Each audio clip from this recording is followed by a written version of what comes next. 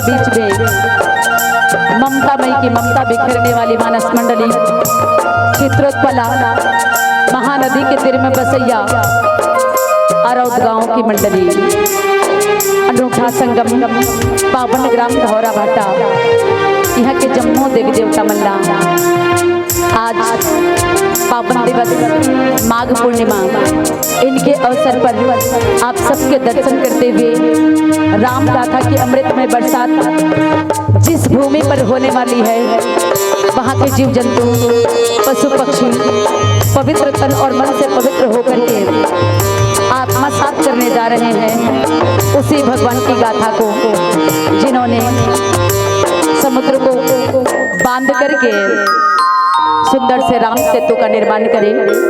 ऐसे पावन कथा की बरसात आपके बीच में हो रही है और ऐसे अवसर पर अपने भाग्य की सराहना करते हुए कदम से कदम मिला के चले पति पत्नी माता पिता भाई बहन पूरा परिवार, जहाँ तक भी हमारी आवाज जाए उन जम्मू के चरण कमल में हमारे ममता मई महिला मानस मंडली ग्राम अरौद विकास खंड मगरलोड जिला धमतरी छत्तीसगढ़ की ओर से कोटि सह प्रणाम है, प्रणाम है, प्रणाम है।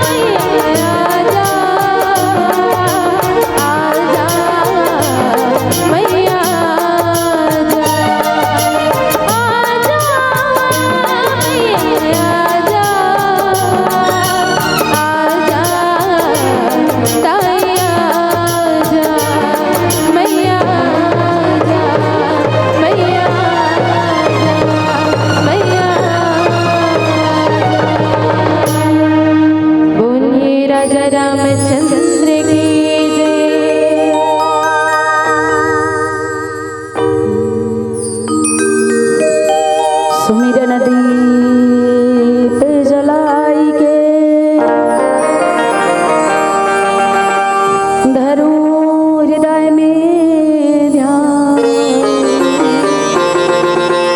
शरण पड़ो की लाज रख, हे मेरे श्री राम। बार बार वर मांगहूँ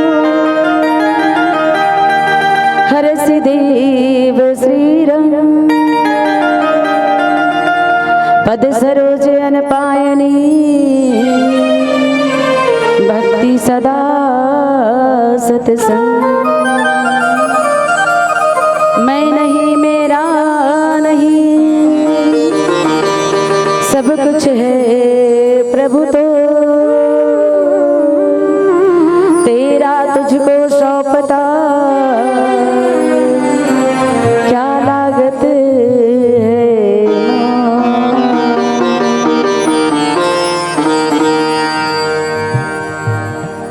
परम आदरणीय, परम श्रद्धेय,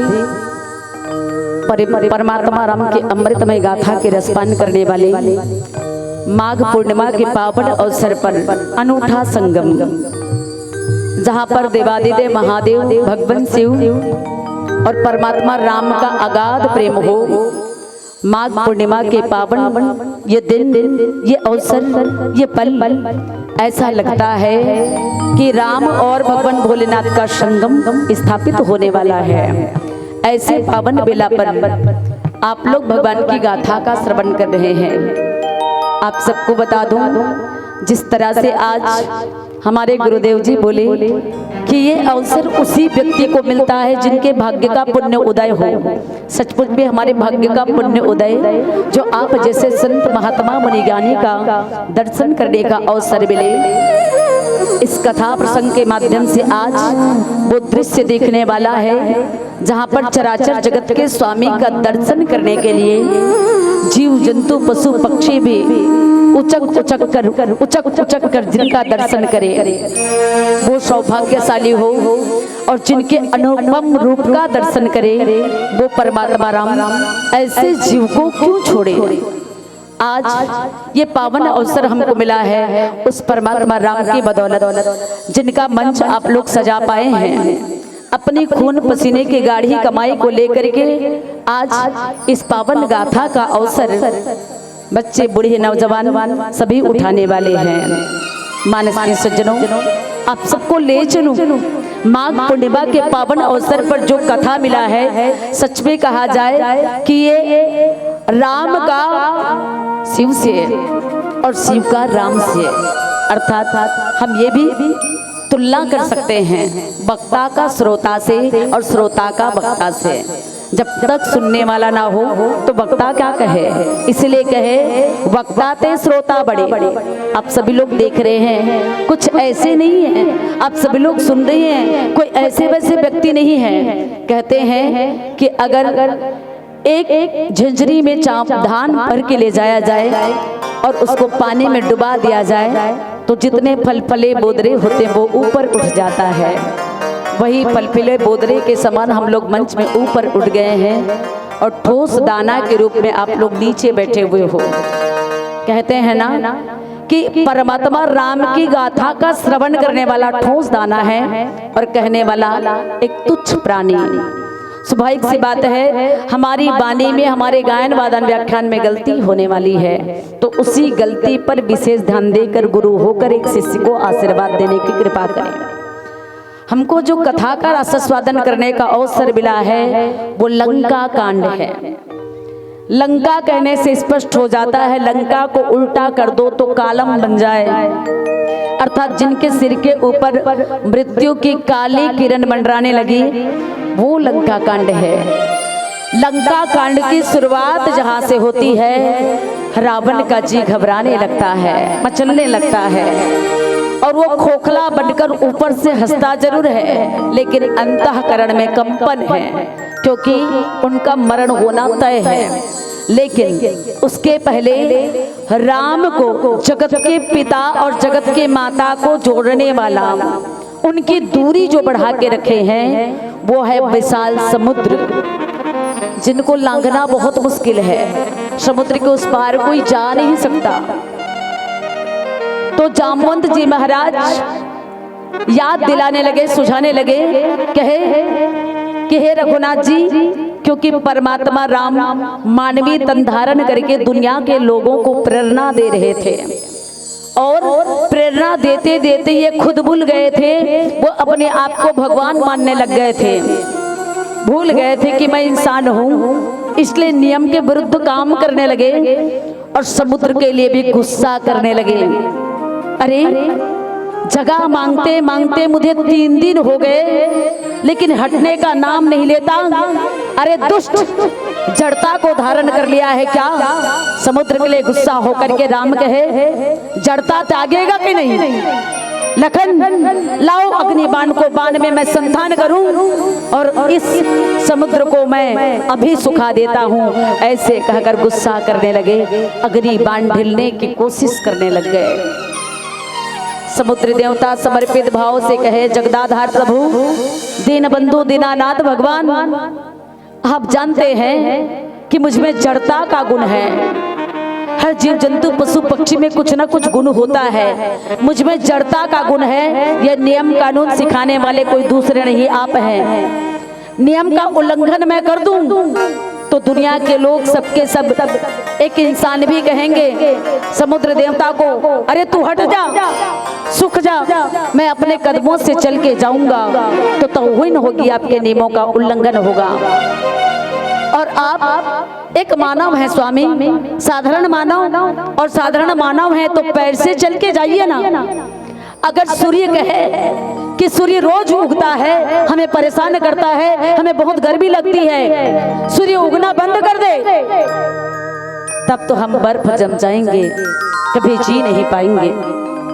समुद्र इसी बात का इशारा करके कहे कि हे भगवान, नियम और कानून के बनाने वाले आप हो और आपको मैं कहीं रास्ता दे दूं, क्योंकि आप नर लीला करने के लिए मानव का अवतार लिए हो, और कहीं आपको रास्ता दे करके मैं यह जल को खत्म कर दूं, समाप्त कर दूं, तो मेरे नियम, आपके बनाए नियम का उल्लंघन होगा। स्वामी, अगर आप यही चाहते हो तो मैं सूख जाता हूँ। ऐसे कहकर समुद्र समर्पित भाव से निवेदन करने लगे। तब राम को होश आया कि वास्तविक में मैं इंसान हूँ, तो इंसान को मर्यादा का पालन करना चाहिए, तो समुद्र को सुखाया ना जा सके और उनका काम बन जाए, रास्ता भी बन जाए। ऐसा उपाय जामवंत जी ने सुझाया। तो नल नील के माध्यम से उन्होंने क्या किया? बांध का निर्माण किए, और बांध के निर्माण में किसका प्रताप था? प्रभु राम का प्रताप था, उनके नाम का प्रताप था। और उनके नाम का प्रताप कैसे था? नल नील बोले कि बड़े बड़े वृक्षों को उखाड़ के लाओ और बड़े बड़े पत्थर को भी मेरे पास लाओ, क्योंकि नल नील कौन है? नल नील एक मिस्त्री है। मिस्त्री पत्थर को मारता है, बराबर कर लेता है, तब ठोक बजा के उसे लगाता है। तो मिस्त्री नल नील ने क्या किया? हर पत्थर को सीधा करके जय जय श्री राम कहकर उस पर राम का नाम लिखते गया और पानी में छोड़ते गया।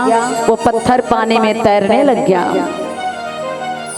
पेड़ पौधों को भी उखाड़ के लाते थे, उसमें भी राम का नाम लिखते थे, वो भी तैर जाते थे। इस तरह से सेतु का निर्माण हो गया, बांध का निर्माण हो गया।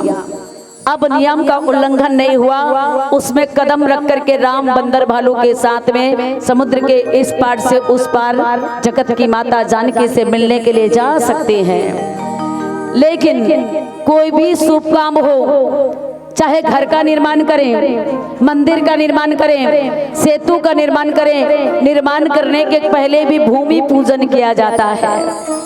परमात्मा राम ने कहा कि इतने बड़े सेतु का निर्माण हो गया है तो मैं अपने हाथों से शिवलिंग का निर्माण करूंगा, देवादिदेव महादेव को बुलाऊंगा। और सेतु का निर्माण करने के बाद में प्रकांड विद्वान पंडित, तीनों लोग 14 भुवन के प्रकांड विद्वान पंडित के साथ में संत ऋषि महात्मा मुनि ज्ञानी सबके सब आके उसका पूजन अर्चन करेंगे। उसके बाद में भगवान शिव शंकर की पूजा के माध्यम से हम सेतु में कदम रखेंगे। कहते हैं कि हर गली गली में पड़ा हुआ पत्थर कभी भगवान नहीं होता, हर गली गली में पड़ा हुआ पत्थर कभी भगवान नहीं होता, अंतस में राम बिठाए तो घर का पत्थर भी भगवान होता है।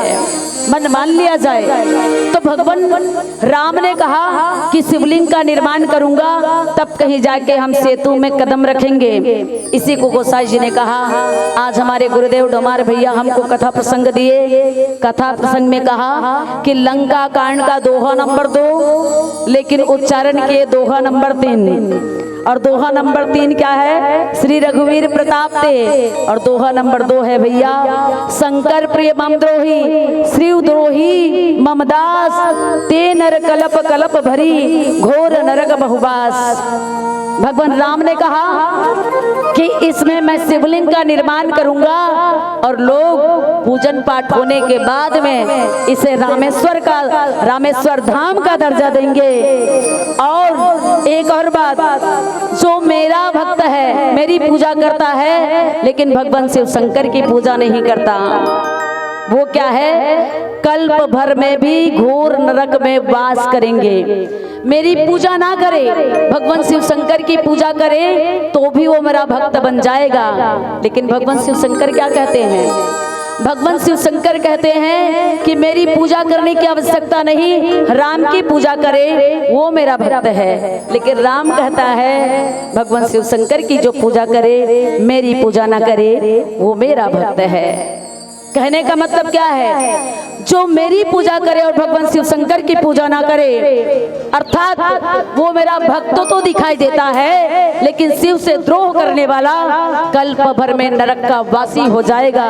ऐसे कहकर परमात्मा राम कहने लगे, क्योंकि राम और भगवान शिव शंकर एक सिक्के के 2 पहलू हैं। उसकी पूजा करो या उसकी पूजा करो, परम गति को प्राप्त होगा। रामेश्वर धाम की स्थापना कर दिए, रामेश्वर धाम का दर्शन हो रहा है धौरा पहाटा ये पावन ग्राम में। तो आइएगा, इसी कथा पर चर्चा करनी है। तो सबके सब रामेश्वर धाम पहुंच गए हैं, सबके सब भगवान राम के अनुगामी हैं, सबके सब भगवान शिव शंकर के अनुगामी हैं। इसलिए दोनों की पूजा करने की आवश्यकता है, एक दूसरे का द्रोही नहीं बनना है। आइए भगवान भोलेनाथ के चरणों पर समर्पित ये गान प्रस्तुत कर रहे हैं। बोलिए राजा रामचंद्र की जय। बोलिए शंकर भगवान की जय। चुन चुन के बाबा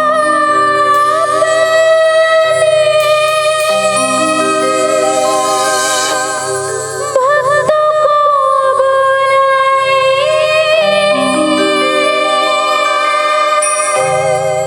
कठिन परीक्षा लेके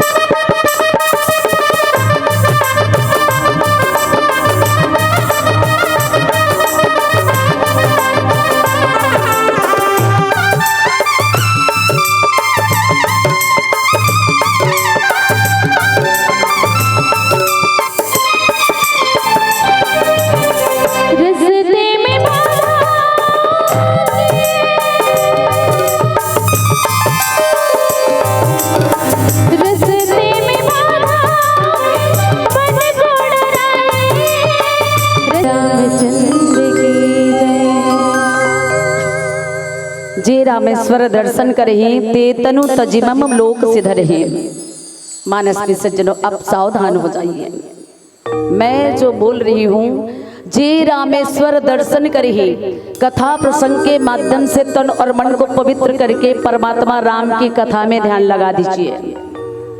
रामेश्वर का दर्शन वहाँ जहाँ पे रामेश्वर बना है वहाँ जाने की आवश्यकता नहीं है। इस कथा प्रसंग के माध्यम से हम और आप सबके बीच में रामेश्वर का दर्शन हो रहा है, जिसमें शिवलिंग की स्थापना करके भगवान राम कहे कि भगवान शिव की पूजा करो और कोई भी कार्य में आगे बढ़ो तो सब काम सफल हो जाता है। कहने का तात्पर्य क्या है?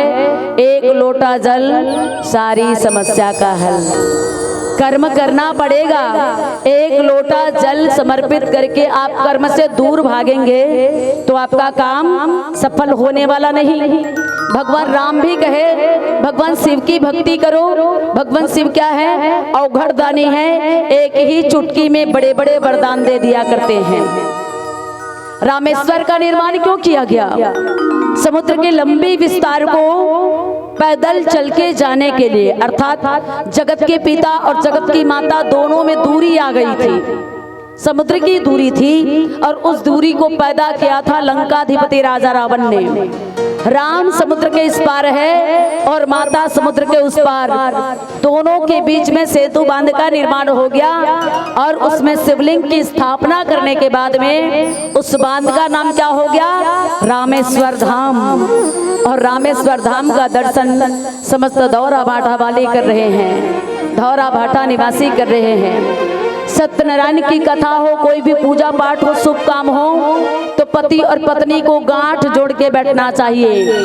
परमात्मा राम जब शिवलिंग की स्थापना करके पूजन किए तो उनके पास में पत्नी नहीं थी। पत्नी नहीं थी तो परमात्मा राम क्या किए? देवी सीता के प्रतिमूर्ति को स्थापित कर दिए और उनके साथ में गांठ जोड़ के बैठे। शुभ काम तभी सफल होता है जो पति और पत्नी गांठ जोड़ के बैठे। मेरे कहने का तात्पर्य क्या है कि पति और पत्नी दोनों बैठकर भगवान की कथा सुने। सही है कि नहीं? कितने लोग मानते हैं इस बात को? सभी लोग ना? तो मैं निवेदन करना चाहती हूँ, फुल गारंटी के साथ में वारंटी देना और वही हाथ ऊपर करना ईमानदारी के साथ। इस राम कथा पंडाल के नीचे ऐसी कितनी पत्नियां बैठी हुई है जिनके पति भी कथा सुन रहे हैं? हाथ ऊपर करो। देखो, अच्छे काम में पति को देखना शुभ होता है। देख के हाथ ऊपर करो। पति मतलब देखे वो कदे कर बैठे, फिर भी गिन सकती हूँ 10-12 से ज्यादा नहीं।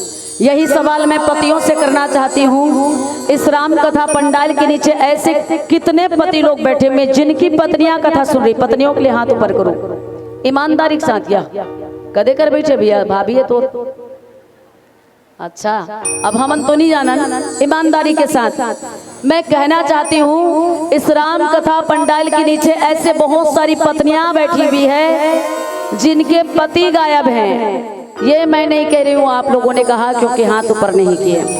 घर में जाके लड़ाई झगड़ा मत होना भैया कि मेरी पत्नी मेरे लिए हाथ ऊपर नहीं किए, क्योंकि सबके सब ऊपर करेंगे ना तो कोई नहीं दिखते यहाँ पर।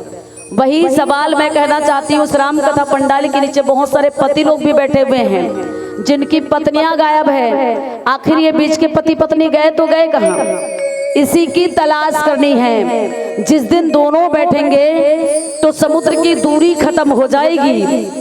अर्थात जिस तरह से राम और सीता की दूरी है उसे जोड़ने का काम रामेश्वर कर रहा है, सेतु रामेश्वर। उसी तरीके से हम सबके बीच में, पति पत्नी के बीच में, पूरे परिवार के बीच में परिवार को जोड़ने का काम ये राम कथा रूपी रामेश्वर धाम कर रहा है। कर रहा है कि नहीं? लेकिन नोटेड पॉइंट, राम कथा दरबार में ऐसे पति पत्नियों का नाम नोट किया जाए, क्योंकि बहुत सारी पत्नियां भी गायब है और बहुत सारे पति लोग भी गायब हैं। आखिर ये बीच के पति पत्नी गए तो गए कहाँ? बच्चे लोग कृपया ध्यान देंगे। फिल इन द ब्लैंक्स, रिक्त स्थान की पूर्ति कीजिए। आप लोग पढ़ाई करते हैं तो उसमें खाली स्थान होता है। मेरे कहने का तात्पर्य क्या है कि जिस घर परिवार के बड़े बुजुर्ग माता पिता पति पत्नी बैठकर कथा सुना करते हैं, उस घर परिवार के बच्चों को राम कथा पंडाल के नीचे बुलाने की आवश्यकता ही नहीं पड़ेगी। क्योंकि उसका संस्कार ऑटोमेटिक उस बच्चे को राम कथा पंडाल के नीचे खींच के ला सकता है। माता पिता जिधर जाते हैं उसका संस्कार बच्चे को उधर खींच के ले जाता है। कहने का मतलब क्या है, जिस घर परिवार के पति पत्नी दोनों बैठकर कथा सुनते हैं, अगर कथा सुनते सुनते कथा में त्रुटि हो गई, चूक हो गया या पत्नी कथा भूल गई तो पति पूरा कर सकते हैं जब दोनों रहेंगे तब, और पति से कथा छूट गया तो पत्नी पूरा कर सकते हैं। सही है कि नहीं? आज परमात्मा राम इसी ओर इशारा करके कहे कि जे रामेश्वर दर्शन करही, जो इस रामेश्वर के दर्शन करेंगे तो क्या बोलते हैं, ते तनु तजीमम लोक सिधरही, वो अपने तन को त्याग कर जब भी उसकी मृत्यु होगी वो मेरे लोक का गामी बन जाएगा, अर्थात उसे मोक्ष की प्राप्ति हो जाएगी। जेनर बोले तो जिस घर परिवार के बड़े बुजुर्ग पूरे परिवार एक साथ बैठकर दर्शन करेंगे तो जाहिर सी बात है पूरे परिवार सहित वो तर जाएंगे और परमात्मा राम के चरणों को प्राप्त कर लेंगे। एक बात। दूसरी बात क्या बोले, जो गंगा जल आनी चढ़ाई सो सायुज मुक्ति नर पाही, और जो गंगा जल ला के मुझ पर समर्पित करेंगे, चढ़ाएंगे, वो पूरे परिवार सहित क्या हो जाएंगे, तर जाएंगे।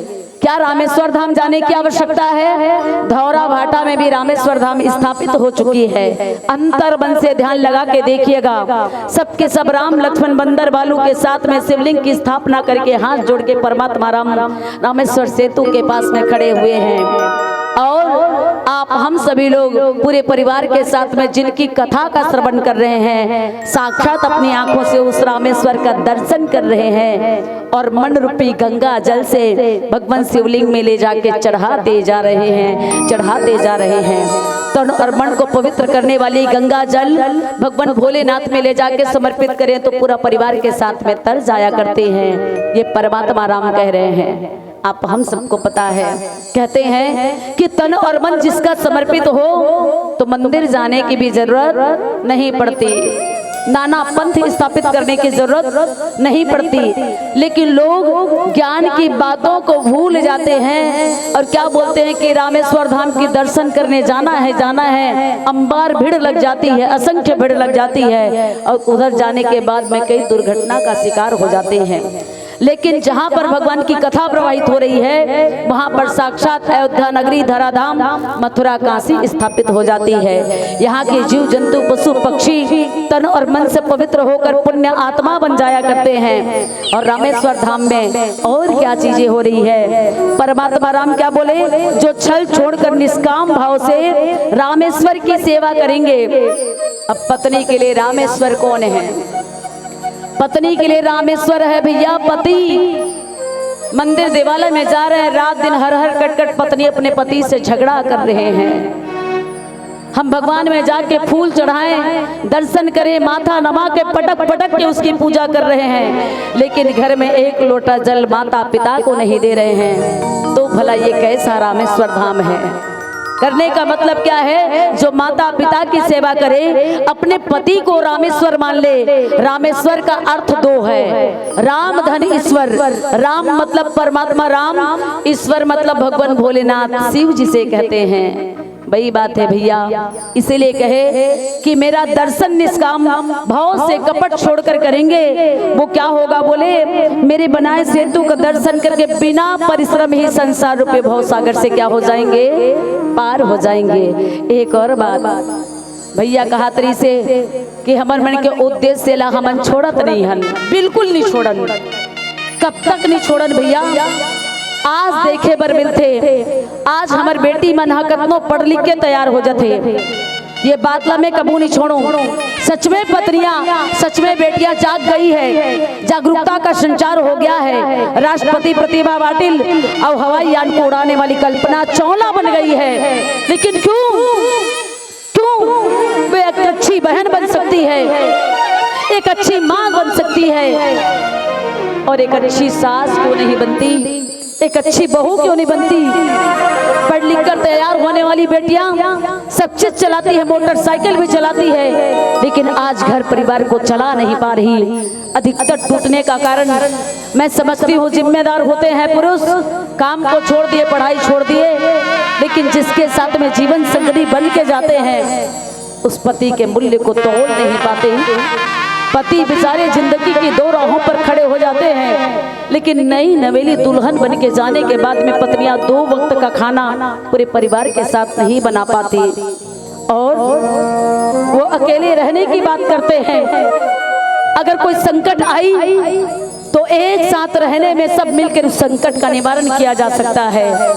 और कहीं अकेले हो गए, आपके साथ में समस्या आ गई तो लोग दूर दूर तक खड़े रहेंगे, लेकिन साथ देने वाला नहीं मिलता। और माँ की तमन्ना होती कि मेरे बेटे का विवाह होगा और बेटे के साथ में बहू चल के आएंगी, मेरे घर को संवार देंगी। बड़ी तमन्ना के साथ में दुल्हन बनाते हैं अपने बेटे को, और बेटा मेरी साथ में गृह लक्ष्मी आएंगे, ऐसे कहकर इंतजार करते रहते हैं।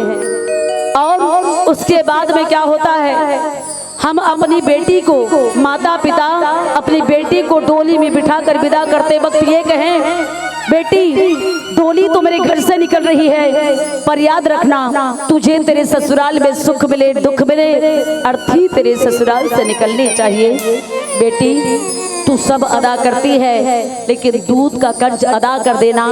जिस दिन तेरे ससुराल से, तेरे सास ससुर के मुख से, उस गांव के संबंधित लोगों से तेरी प्रशंसा के शब्द सुनेंगे कि अमुक गांव से बेटी आई थी, 2 कुलों की लाज रख ली है, अरे बड़े बुजुर्गों का सम्मान से ढक के करती है, बेटा को बेटा मानती है। और सास को माँ, जिस पति के पीछे चल के गए हैं उन्होंने उस माँ का दूध पिया है, लेकिन आज की बेटियां अपनी माँ को तो माँ मानती है, लेकिन पति के माँ को माँ नहीं, सास के दृष्टिकोण से देखा करते हैं। क्यों? और यही सवाल सासू माँ के लिए कहूंगी मैं। हम अपनी बेटी को बेटी का दर्जा देते हैं, लेकिन किसी की बेटी जो हमारी फूल की बगिया को चमकाने के लिए बाहर बन के आई है, अपनी बेटी का दर्जा दे के रखें। जो तमन्ना, जो आस, जो खुशियां हम अपनी बेटी को देते हैं, वो खुशियां बहू को दे, कदम से कदम मिला के चले, तो उस दिन हमारे घर परिवार का कल्याण हो जाएगा। लेकिन वो माँ भी क्या कहती है, अरे मैं सवेरे 4 बजे सो के उठती हूँ, बहू आएंगे तो दूसरे दिन 4 बजे सो के उठना चाहिए। वो बेटी है, फूल से नाजुक कली है, जो मायके में सवेरे 8 बजे सो के उठती है। क्या मंडप में 7 फेरे लेने के बाद में आधे घंटे के ब्राह्मण मंत्र के उच्चारण के साथ में क्या रातों रात बदल सकती है? क्या नहीं, उसे समय देने की आवश्यकता है। जिस तरह से आपने अपनी बेटी को समय दिया, हर पल में उसका साथ दिया, उसी तरीके से बेटी बहू को भी बेटी का दर्जा देना होगा। एक बात। दूसरी बात, कभी धोखे से भी अपनी बहू के पास में बेटी की प्रशंसा मत करना। कई लोगों की विशेषता होती है कि बेटी होती थी तो गमले में फूलों को सजा के रखती थी, बेटी होती थी तो अमुक चीज जल्दी से हो जाता था। भूल के भी बहू के सामने बेटी की प्रशंसा मत करना। अरे बेटी जब ससुराल चली जाएगी, आप बिस्तर में होंगे तो केवल बेटी फोन के माध्यम से आपका हाल चाल पूछेंगे, लेकिन घर में आपकी जो गृह लक्ष्मी बन के आई है, गर्म पानी गर्म खाना वही देने वाली है, तब हमारे जीवन का कल्याण होगा। कहने का मतलब क्या है, इसी को बोले जो छल छोड़ निष्काम रामेश्वर की सेवा करेंगे, पूरे परिवार एकता के सूत्र में बंध कर हर किसी को समानता की भाव से देखेंगे, उस दिन शिव भी दिखेगा और राम भी दिखेंगे और हरि की दर्शन हो जाएगी। हमारे परिवार को क्या मजाल की कोई तोड़ पाए, ऐसा कोई बंधन नहीं है, और वो बंधन नम्रता का है, विनम्रता का है। मानस के सज्जनों, आज परमात्मा राम पूरे परिवार के साथ एक होने की बात कही है, उस रामेश्वर धाम का दर्शन कर रहे हैं। अरे हम तो मानव तनधारी हैं, देखना अपने नाम के प्रताप को परमात्मा राम भी नहीं जान पाए, जिसको जीव जंतु पशु पक्षी घड़ियाल में ढक सर्प सबके सब जान गए। और क्या होता है, इस पर चर्चा करने वाले हैं। तो आइए एक लाइन कहना चाहूंगी, राम नाम के अलग जगाना है भैया तो भक्ति के धाम बसाला लागी। अरे राम नाम के अलग जगाना है तो भक्ति के धाम बसाला लागी, और साक्षात परमात्मा रामेश्वर धाम के दर्शन करना चाहता तो सबले पहले अपन अपना मानवता का साक्षात्कार करायला लागी, मानवता का साक्षात्कार करायला लागी। आए छोटा संकीर्तन, बोलिए राजा रामचंद्र की। जय। बोलिए राजा रामचंद्र की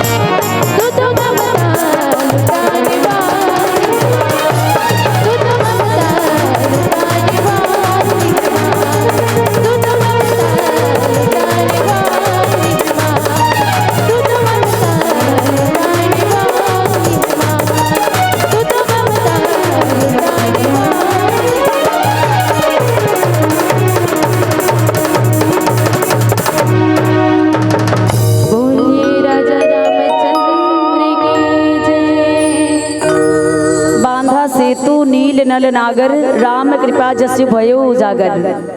आप हम सब ने देखा, सुना और दर्शन किए। क्या सचमुच में सेतु का निर्माण नल नील ने किया?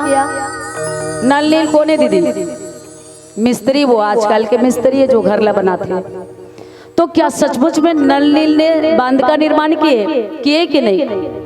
वो पत्थर जो लिखते हैं बूढ़ा ही आना ही बोरा ही जई भई उपल बोरी तो सब देई, वो पत्थर एक छोटा सा टुकड़ा भी अगर बर्तन में पानी लेके डाले ना तो कंकड़ डूब जाता है।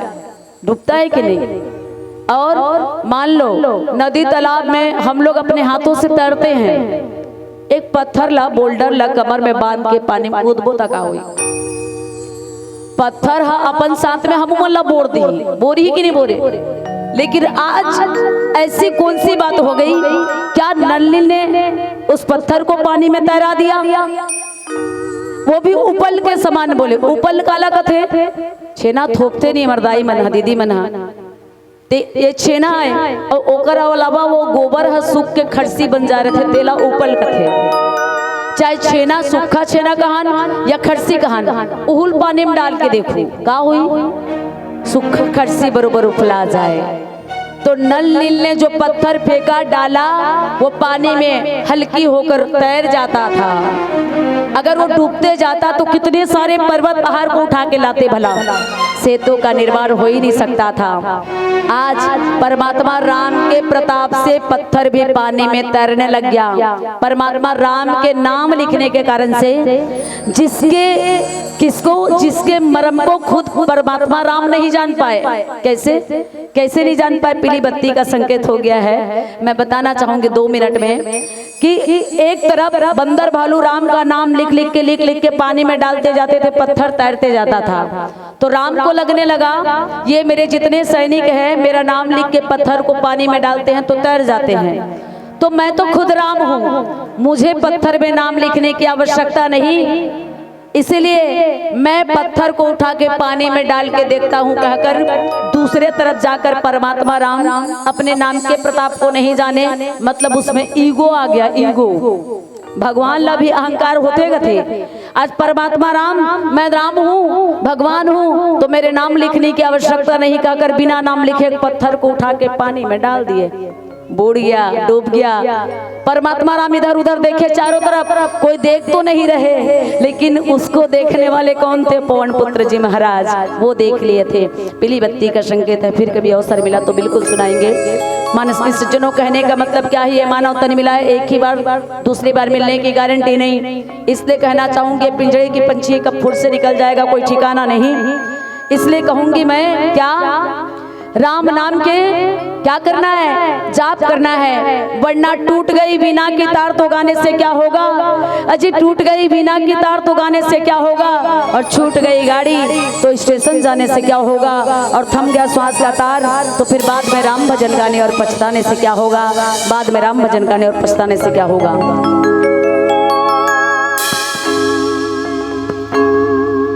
बोलिए राजा रामचंद्र की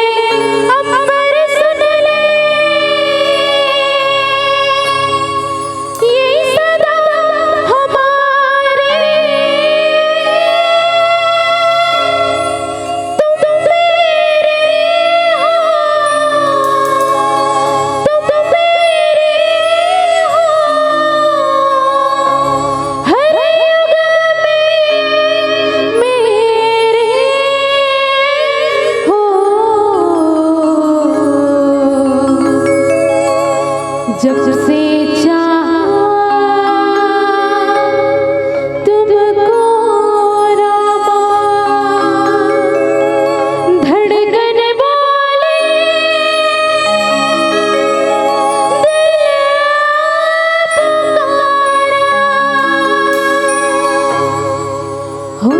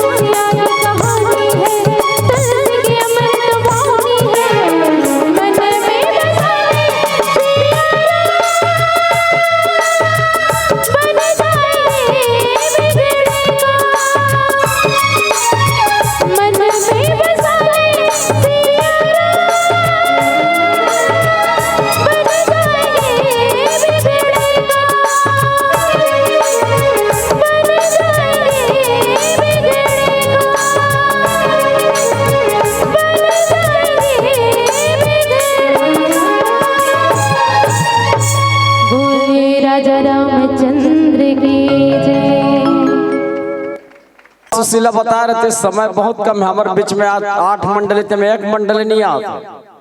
हमारे गांव पर 8 मंडलित हो गए, परंतु दूसरा गांव पर 7 मंडली है। कोई ना कोई जगह पेच फंसा थे सुशीला। हाँ, जल्दी का हाथ रिश्ता में 35-40 मिनट में कोई कुछ नहीं उठिया सके। सुशीला भयंकर नाराज हो जाए, कहाँ चो बोला हूँ जाबे नहीं करे थान बहुत जल्दी बत्ती जला दी की। रामायण की मेले में हमें सबने आया, रामायण की मेले में हमें सबने आया। अच्छे गीत संगीत से मन को है भाया, अच्छे गीत संगीत से मन को है भाया। रूप की ढोलक ने केदारे की आरगन ने, रूप की ढोलक ने केदारे की आरगन ने, अन्नू की पेट ने सुशीला की व्याख्या ने। सुशीला क्या है? डॉक्टर साहिबा है, पीएचडी की है, पीएचडी। एक ठन धरती में कते कते ऐसे मतलब ये संसार में हमारे भारत देश में का चीज है ऐसे मतलब पूरा मतलब पढ़े जान डरे। ये करे चीज है, वो कर वो चीज है, करे चीज है, करे वो मंडली ये मंडली जो है प्रथम आते हर मंच में, ये सबसे ज्यादा स्थान प्राप्त का है। मतलब सब लोग पढ़ रहे। तो अन्नू की पेट ने सुशीला की व्याख्या ने, और क्या मोनिका की गायन ने, ठीक लगी मोनिका की गायन ने सभी को रिझाया। अच्छे गीत संगीत से मन को है भाया, अच्छे गीत संगीत से मन को है भाया। बहुत बहुत धन्यवाद, आपने आयोजन समिति के आमंत्रण को स्वीकार किया और धर्म में मंच विराजमान होकर के धर्म ध्वजा फहराए, उसके लिए मैं हृदय से आभार व्यक्त करता हूं। अभी आप लोग देख सुन भी रहे थे ममतामयी महिला मानस परिवार अरौद